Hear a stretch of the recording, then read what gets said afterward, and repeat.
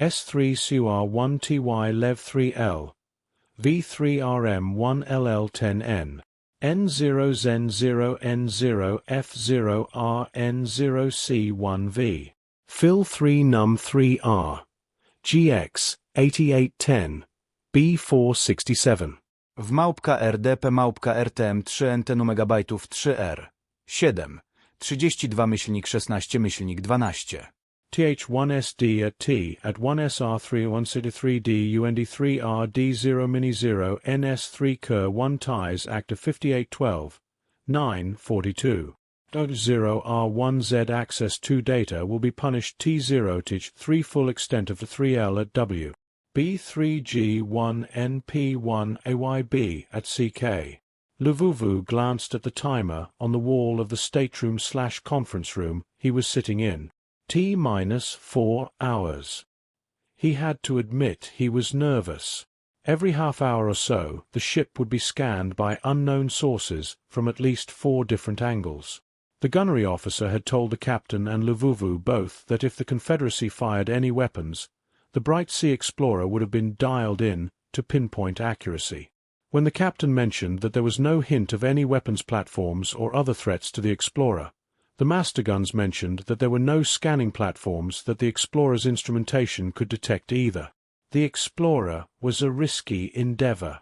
If the Confederacy was hostile, there was the risk that they could use the astrogation data to retrace the Explorer's steps and attack the Luxru worlds. But the Luxru people had been anxious and excited about the possibility of meeting a star-faring nation that was, from Carter's knowledge that it was roughly 3,000 years old when she had gone into cryo and the tests on the age of the life pod, an almost 45,000-year-old civilization. What knowledge would they be willing to share? How have they avoided ennui? How many species are part of the Star Nation? Luvuvu wondered. Is their technology so advanced that we would be little more than a barely aware flower to the hungry jaws of a wandering Luxru? There was a light pinging from his headset, and he checked it. The chief medical officer. Carter's biometrics were showing heavy anxiety spikes, and the nurse could not get any information from her. It was like she had shut down again, just petting the companions and rocking back and forth slightly. Luvuvu left the stateroom, moving to the conference room that Carter was sitting in. She had her back against the wall, her eyes closed. She was sitting with her legs folded, the feline companion on her lap, the canine companion next to her. She was petting both as she rocked gently back and forth. The nurses moved up to Luvuvu. She will not respond.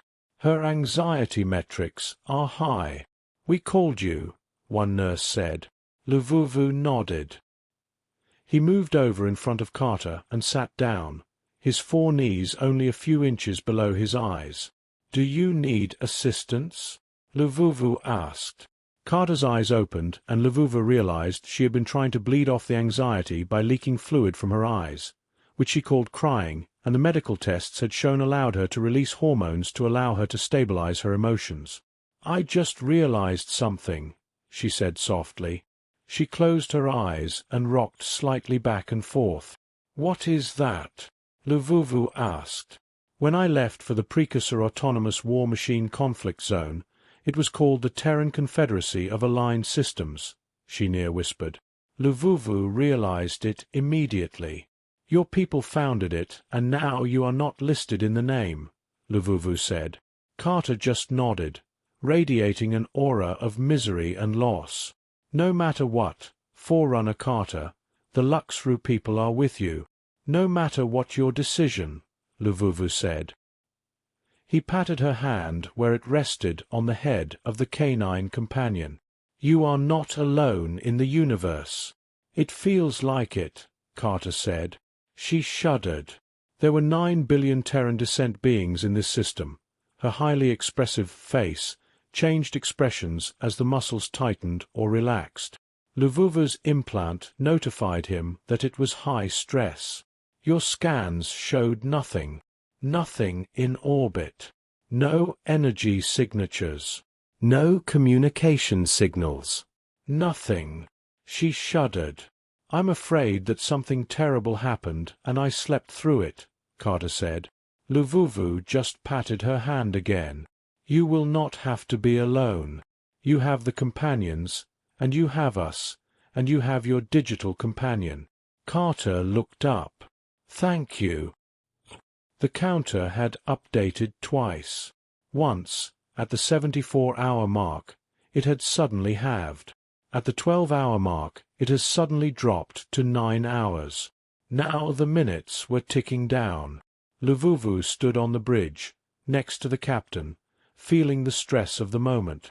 90 seconds, a Luxru assigned to a communication station merely to read off important data said, their fluting low and solemn. Luvuvu opened his mouth to say something to the captain, when the roar vibrated from every speaker. "Incoming metal! Make way!" Several Lux reeled as they spasmed, the sheer volume of the roar making fronds flutter and eyes blink. "Signal detected. Multiple point sources." The communications tech looked up. "The communication relay is informing us on their exit vector and distance." He looked back down. "The nearest ship will be 50,000 miles." He fluttered his fronds in agitation. "There will be many ship." The captain opened his mouth, and it sounded out again. "Incoming metal. Make way." "How are they doing that?" the captain asked, turning to Yuanvulalulu, who had been included over Luvuvu's objections and, strangely enough, at Carter's insistence, and waving his fronds. "Unknown," Yuanvulalulu stated from the science officer console. "No origin source. The sound is transmitted through atmosphere from every flat surface and somehow crosses the language barrier. Metal is. Ship signals. 1, 2, 4, many. The sensor officer called out. "Here." On the view screen at the front of the command bridge, which was deep inside the vessel, ships streaked into existence, flares of energy bursting from them as they crossed from some kind of transit space to real space. "By the Great Plains," the captain breathed. "Look at the size of them." The Explorer weighed in the gigatons. The ships appearing, some obviously weighed in the teratons. Several of those streaked into existence, and less than 5 seconds later there was an eruption of smaller vessels from those huge vessels. The smaller vessels immediately moved to an obvious defensive posture, protecting the larger vessels. Luvuvu felt his stomach rise and swallowed to bring it back down. "Incoming communications request. It appears to be a lexicon exchange," the communications technician said. "Go ahead," the captain said. After a moment, the communications technician looked up. "Luke has stated there is significant linguistic drift, but he is almost done filtering the data into our systems and the translator," he said. "Captain's compliments to Luke," the captain said, still staring at the screen. "Have divided the ships into 4 groups. Looks like 4 battle groups with a 5th group approximately 15 million miles out.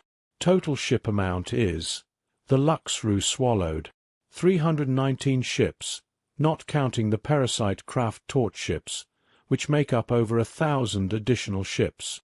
"They came to fight," the captain said. "They came to defend this system," Luvuvu said, waving his fronds. "We were warned repeatedly that they would defend this system from intrusion with, and I quote, overwhelming lethal force." The captain waved his fronds in agreement. "They did warn us.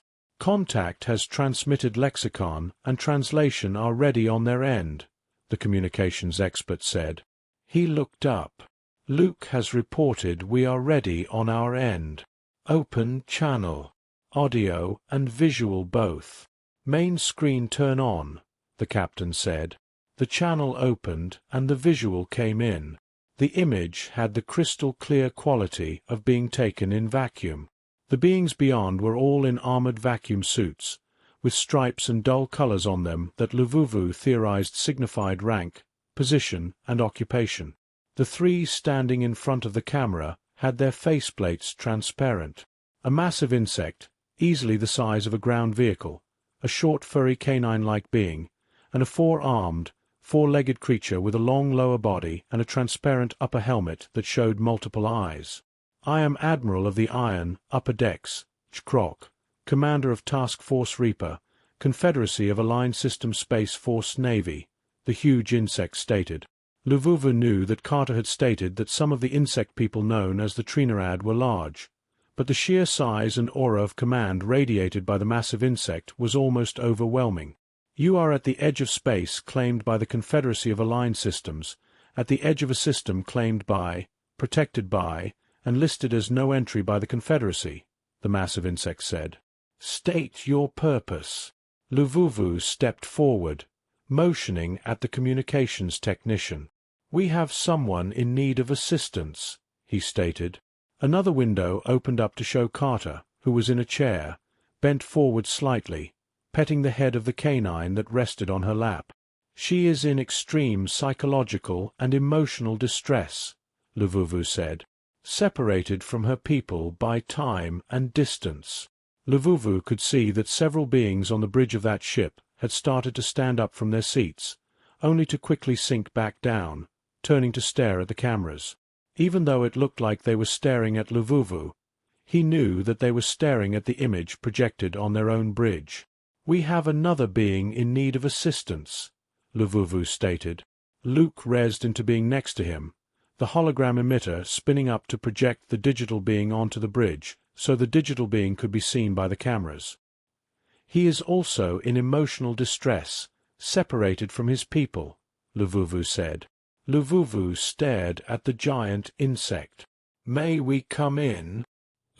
Luvuvu and a few others, including Yuan had been transported from the Explorer to one of the massive ships, which had the name Dark Chocolate Berry Swirl, via a shuttle that crossed the massive distance in only a few minutes. There was a slight feeling of acceleration and movement on the ship, despite the fact that even Luxru technology could completely remove the feeling of movement through inertial compensators. There was the sound of engines working, the hissing of atmospheric regulators, the beeping of computer systems. Yuan leaned forward, at one point, getting the attention of a short bipedal canine creature. "Excuse me," the scientist stated. The creature turned and stared. "Yes. Why can I hear the machinery working and feel the movements of this craft?" Yuan asked. "Your science could obviously eliminate it all." The creature stared for a second. "We don't trust things that are silent. Things that do things should make sounds to let you know that they are doing things." Yuan curled his fronds in confusion, but leaned back. The bipedal canine creature went back to staring at the hull above Luvuvu's head, every once in a while glancing at Carter, who was silent and staring at the deck panels, the feline in her lap and the canine sitting next to her. Finally the shuttle landed and Luvuvu exited. There was some pomp and ceremony. Mainly military forces drawn up in two ranks, with rifles and dazzling dress uniforms, with a corridor between the two ranks. At the far end the admiral stood waiting with his staff. There were several different species, including a squat one with what looked like a barcode on its forehead and around its thick neck. Carter moved slowly, like she was exhausted. Twice Luvuvu held up a hand for her to grasp, to lean on slightly. She stopped in front of the huge admiral, drew herself upright, and made a strange motion, lifting her arm so the upper arm was parallel to the deck, the elbow bent at an angle, the hand and fingers straight and aligned with the forearm, her fingertips touching her eyebrow. Chief Warrant Officer 2 Carter, Consuela Raul Klikitikik, 728446-1982-334619, Terran Confederacy of Aligned Systems Military Services, Army, Terran Descent Human, she stated. The Admiral returned the motion. "Welcome home, Chief," the insect stated, the words sounding slightly buzzing.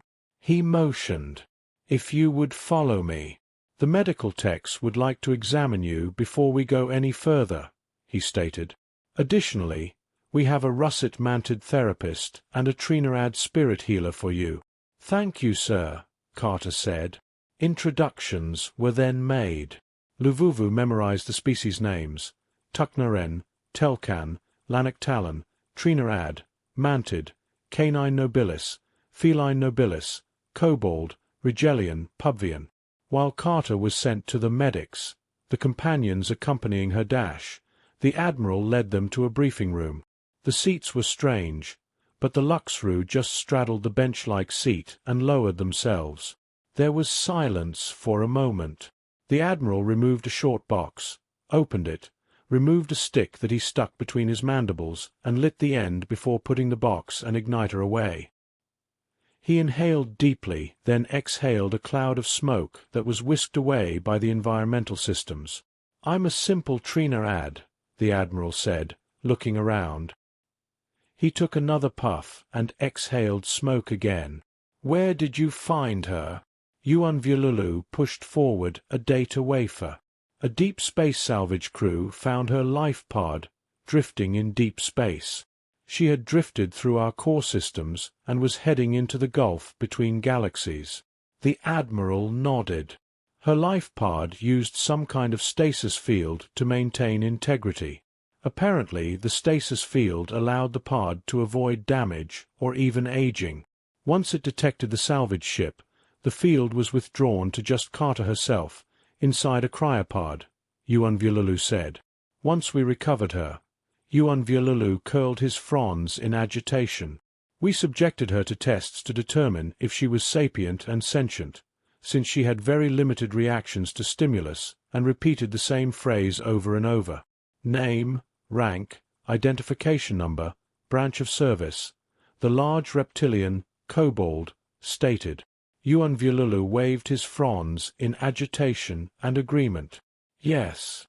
We did not understand at the time, and our lack of understanding and methods led to the Marshal Department taking possession of her. Luvuvu slid a data wafer across the table. We determined they were a military service member acting as if they were a prisoner of war. Luvuvu tapped the table. Although we have not had any meaningful military conflicts in thousands of years, mainly because we had never encountered, beyond the companions, any life form more advanced than simple vertebrates and avians. Everyone at the table slowly nodded, tight, controlled motions. We did not apply negative stimulus, instead attempting to provide comfort, but that had little effect, Luvuvu stated. The big insect puffed out smoke and nodded. She would have assumed they have moved her to Tier 2 interrogation methods, since enhanced interrogation had failed.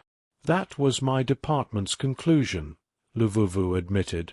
However, she saw video of the canine companions playing with Luxru children and reacted with extreme agitation. "There's a reason for that," the smaller insect, colored gold, said softly. She explained the horrible circumstances. The canine companion recognized her instantly despite having never met her, and vice versa, Yuan Vululu stated.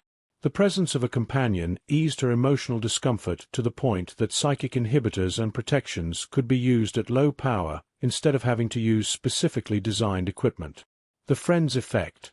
The bigger reptile, the Rigelian, stated, her voice musical as was proper. "Where did you find the friends?" the Admiral asked. "Another deep space salvage crew found them roughly 200 years prior," Luvuvu stated. He pushed forward another data wafer. "The data is here, but it was obvious the companions were vitally important." He tapped the table. "They never spoke, not once, until Lucy saw Carter. They are inseparable," Yuan Vululu said, "which is why we would not permit them to be separated. We believe it would cause severe psychological distress to all three parties." The Admiral and his staff just nodded solemnly. After some time, when trust was built, she showed us how far away your star nation was. "Our people built a ship just for this trip," Luvuvu stated. "We set out on our journey 6 months ago, arriving only 3 days ago." "Why the additional effort?" the Admiral asked. "You could have just let her live out her days in comfort with the friends, and nobody would be the wiser." Yuan Vululu lifted 2 fingers, and the Admiral looked at him. "We Luxru, without companionship, without other members of our species present, waste away and die," the scientist said. "We suffer first psychological and emotional distress, then physical distress, then our organs shut down. We were concerned that her increasing bouts of emotional distress would lead to the same effect. Still, you did not have to go through all that effort. Nobody would have ever known, the gold-colored mantid stated. We would have known, Yuanvuilulu stated. Our people would have known. It would have been a great shame, even greater than treating her as she was treated when she first arrived and the Office of Scientific Intelligence took possession of her. The Admiral nodded, exhaling smoke rings from around his ankles. There was silence for a moment. Luvuvu shook his head and looked at the Admiral.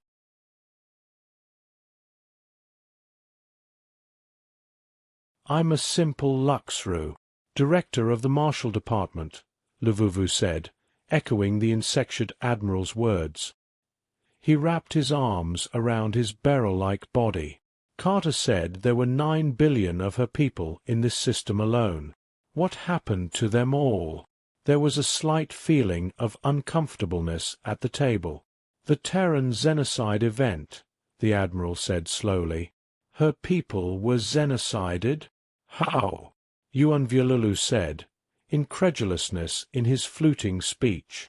"Her people are highly adaptable and resilient, and a star-faring people has been theorized to be extremely difficult to xenocide completely." The Admiral looked at the gold-colored mantid, who made an odd sound. "We do not know.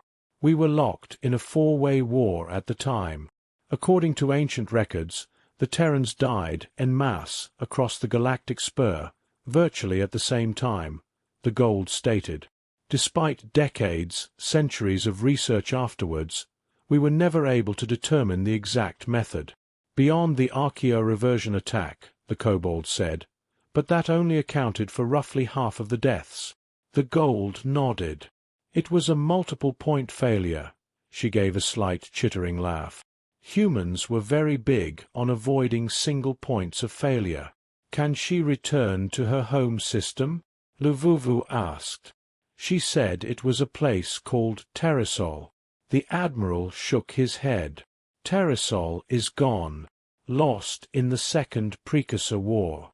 We know where it was, what is there now, but there has been no successful attempt to returning it." "Returning it?" Yuanvuilulu asked. "A trick of gravity and Terran physics," the Admiral said, "using high-intensity gravitation forces to create a small pocket of space-time that is inaccessible from the outside."